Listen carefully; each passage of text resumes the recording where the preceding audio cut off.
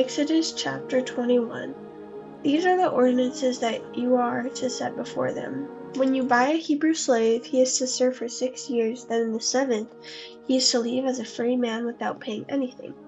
If he arrives alone, he is to leave alone. If he arrives with a wife, his wife is to leave with him.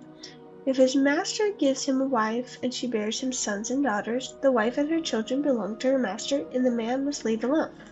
But if the slave declares, I love my master, my wife, and my children, I do not want to leave as a free man, his master is to bring him to the judges, and then bring him to the door or doorpost. His master will pierce his ear with an awl, and he will serve his master for life. When a man sells his daughter as a concubine, she is to not leave as the male slaves do. If she is displeasing to her master, who chose her for himself, then he must let her be redeemed. He has no right to sell her to foreigners because he has acted treacherously towards her. Or if he chooses her for his son, he must deal with her according to the customary treatment of daughters. If he takes an additional wife, he must not reduce the food, clothing, or material rights of the first wife. And if he does not do these 3 things for her, she may leave free of charge without any payment. Whoever strikes a person so that he must die, he is to put to death. But if he did not intend any harm and yet God allowed it to happen, I will appoint a place for you where you may flee.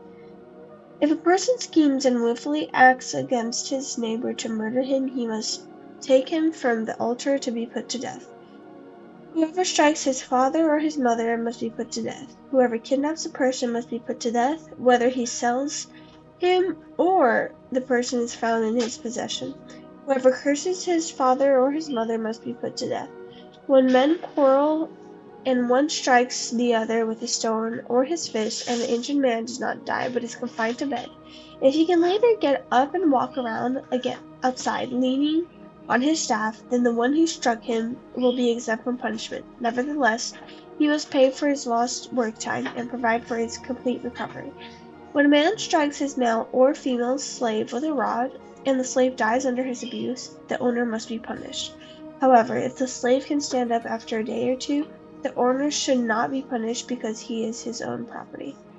When men get in a fight and hit a pregnant woman so that her children are born prematurely but there is no injury, the one who hit her must be fined as the woman's husband demands from him, and he must pay according to judicial assessment. If there is an injury, then he must give life for life, eye for eye, tooth for tooth, hand for hand, foot for foot, burn for burn, bruise for bruise, wound for wound. When a man strikes the eye of his male or female slave and destroys it, he must let the slave go free in compensation for his eye. If he knocks out the tooth of his male or female slave, he must let the slave go free in compensation for his tooth. When an ox gores a man or a woman to death, the ox must be stoned and its meat may not be eaten, but the ox owner is innocent. However, if the ox was in the habit of goring, and its owner has been warned yet does not restrain it, and it kills a man or a woman, the ox must be stoned and its owner must be put to death. If instead a ransom is demanded of him, he can pay a redemption price for his life in the full amount demanded from him. If it gores a son or a daughter, he is to be dealt with according to the same law.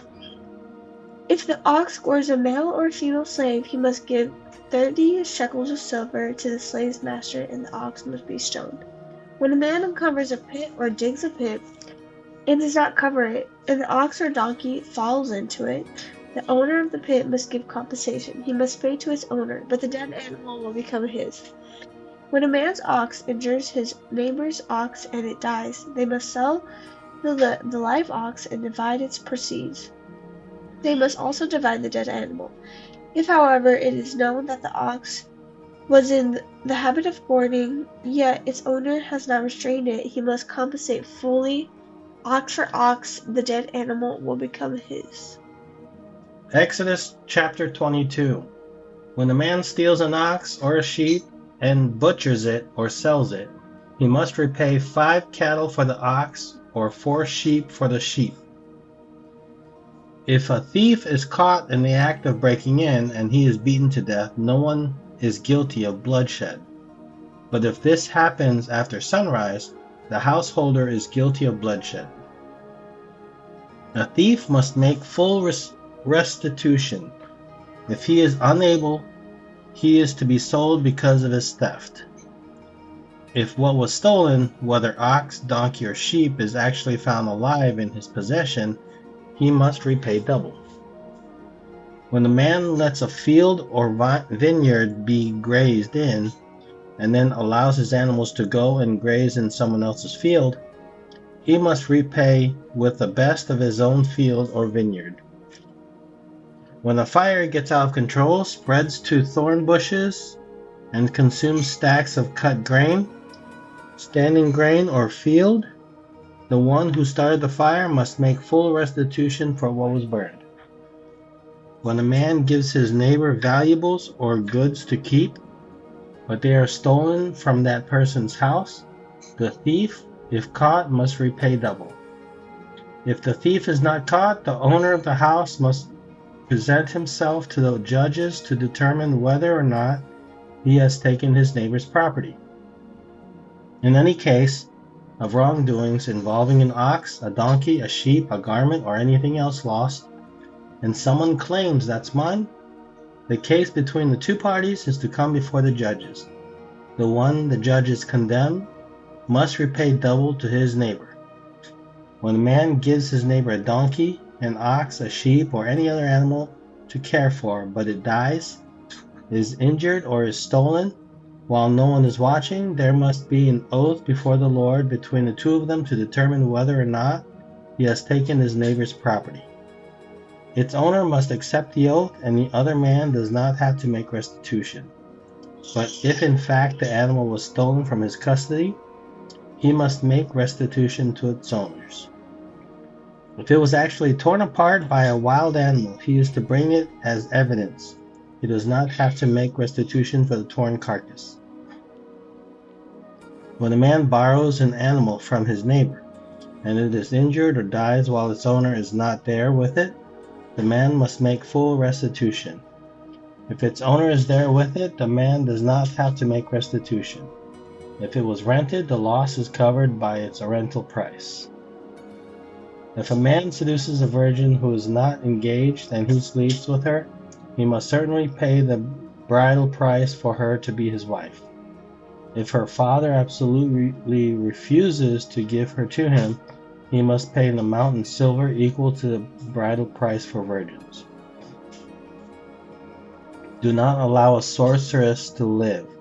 Whoever has sexual intercourse with an animal must be put to death. Whoever sacrifices to any gods except the Lord alone is to be set apart for destruction. You must not exploit a resident alien or oppress him, since you were resident aliens in the land of Egypt. You must not mistreat any widow or fatherless child. If you do mistreat them, they will no doubt cry to me, and I will certainly hear their cry. My anger will burn, and I will kill you with a sword. Then your wives will be widows and your children fatherless.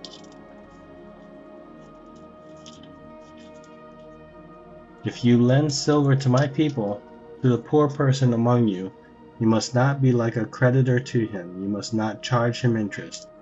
If you ever take your neighbor's cloak as collateral, return it to him before sunset, for it is his only covering. It is the clothing for his body. What will he sleep in? And if he cries out to me, I will listen because I am gracious. You must not blaspheme God or curse a leader among your people. You must not hold back offerings from your harvest or your vats. Give me the firstborn of your sons. Do the same with your cattle and your flock. Let them stay with their mothers for 7 days, but on the 8th day you are to give them to me. Be my holy people. You must not eat the meat of a mauled animal found in the field. Throw it to the dogs. Exodus chapter 23. You must not spread a false report. Do not join the wicked to be a malicious witness. You must not follow a crowd in wrongdoing. Do not testify in a lawsuit and go along with the crowd to prevent justice. Do not show favoritism to a poor person in his lawsuit. If you come across your enemy's stray ox or donkey, you must return it to him. If you see the donkey or someone who hates you lying helplessly under its load, and you want to refrain from helping it, you must help with it. You must not deny justice to a poor person among you in his lawsuit. Stay far away from a false accusation. Do not kill the innocent and the just, because I will not justify the guilty. You must not take a bribe, for a bribe blinds the clear-sighted and corrupts the words of the righteous. You must not oppress a resident alien. You yourselves know how it feels to be a resident alien, because you were resident aliens in the land of Egypt. Sow your land for 6 years and gather its produce. During the 7th year you are to let it rest and leave it uncultivated, so that the poor among you, your people, may eat from it, and the wild animals may consume what they leave. Do the same with your vineyard and your olive grove. Do your work for 6 days, but rest on the 7th day, so that your ox and your donkey may rest, and the son of your female slave, as well as a resident alien, may be refreshed. Pay strict attention to everything I said to you. You must not invoke the names of other gods. They must not be heard on your lips. Celebrate a festival in my honor 3 times a year. Observe the festival on unleavened bread, and as I commanded you. You are to eat unleavened bread for 7 days, at the appointed time in the month of Abib, because you came out of Egypt in that month. No one is to appear before me empty-handed. Also observe the festival of harvest, with the first fruits of your produce from what you sow in the field, and observe the festival of ingathering. At the end of the year, when you gather your produce from the field, 3 times a year all your males are to appear before the Lord God. You must not offer the blood of my sacrifices with anything leavened. The fat of my festival offering must not remain until morning. Bring the best of the first fruits of your land to the house of the Lord your God. You must not boil a young goat in its mother's milk. I am going to send an angel before you to protect you on the way and bring you to the place I have prepared. Be attentive to him and listen to him. Do not defy him, because he will not forgive your acts of rebellion, for my name is in him. But if you will carefully obey him and do everything I say, then I will be an enemy to your enemies and a foe to your foes.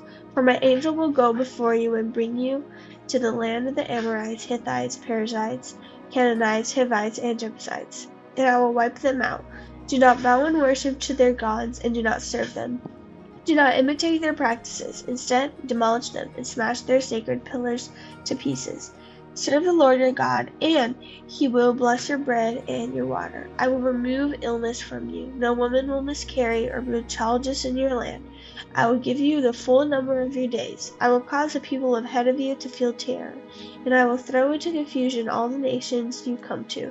I will make all your enemies turn their backs to you and retreat.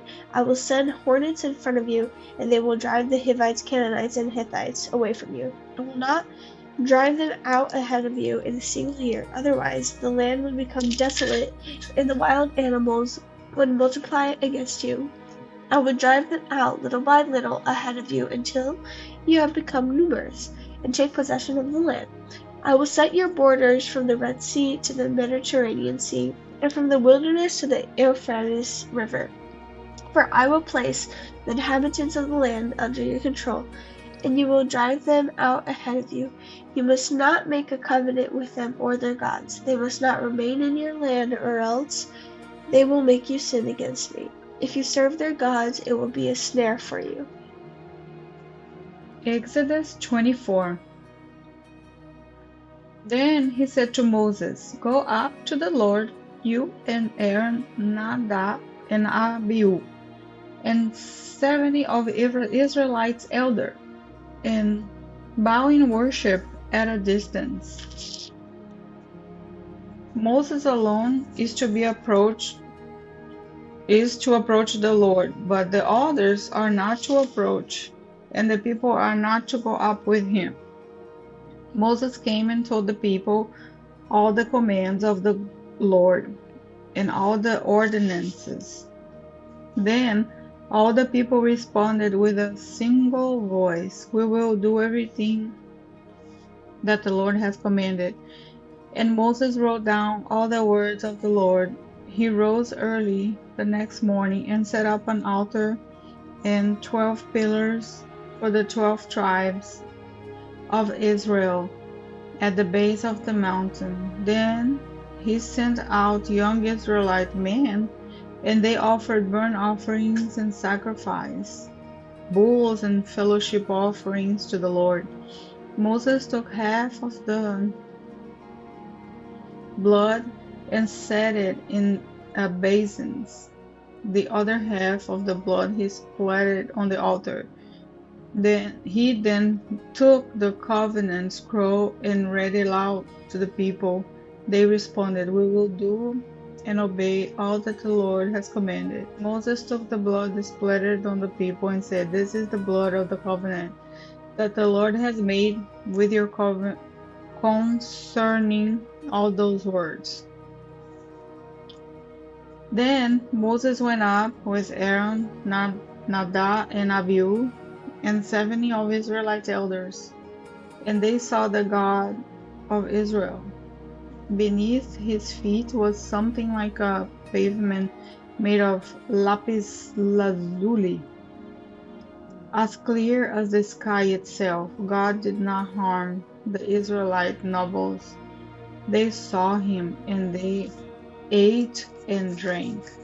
The Lord said to Moses, "Come up to me on the mountain and stay there, so that I might give you the stone tablets with the law and covenant I have written for their instruction." So Moses arose with his assistant Joshua and went up to the mountain of God. He told the elders, "Stay here for us until we return to you. Aaron and who are here with you, whoever was a dispute should go to them. Whoever has a dispute should go to them." Then Moses went up to the mountain. The cloud covered it. The glory of the Lord settled the mountain Sinai. And the cloud covered it for 6 days. On the 7th day, he called to Moses from the cloud. The appearance of the Lord's glory to the Israelite was like a consuming fire on the mountaintop.